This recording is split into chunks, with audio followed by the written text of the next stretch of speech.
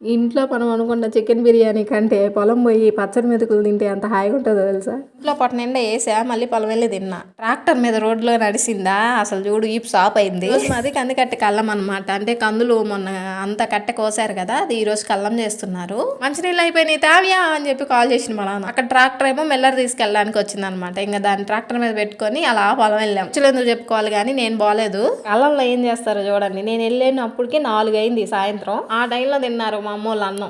Carriage నేనే పెట్టింది, అందుకని అన్నం ఎక్కువైందంట. తిను కూర్చొని అన్నారు.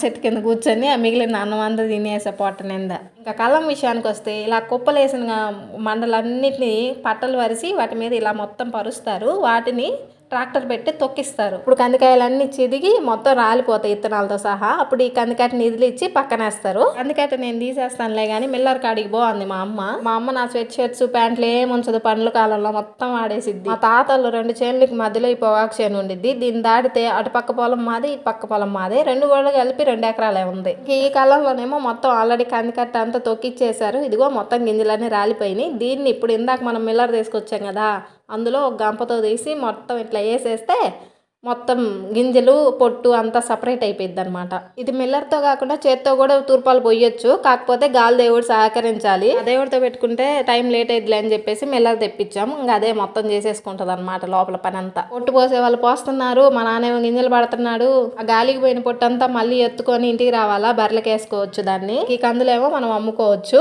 సెల్లు పక్కన పెట్టి ఒక 10 గంపలు నేను కూడా అందించా. తర్వాత ఏమైందంటే ఇగో అందులో ఉన్న కట్టె పుల్లలన్నీ గేసుకుపోయి మొత్తం చేతి నిండా ఘాట్లు పడ్డాయి. నేను కొంచెం ఊపు తగ్గించేలోపు మా నాన్న అందుకున్నాడు, చదువుకున్నా కావాలనే పని చేయని రాదో అని.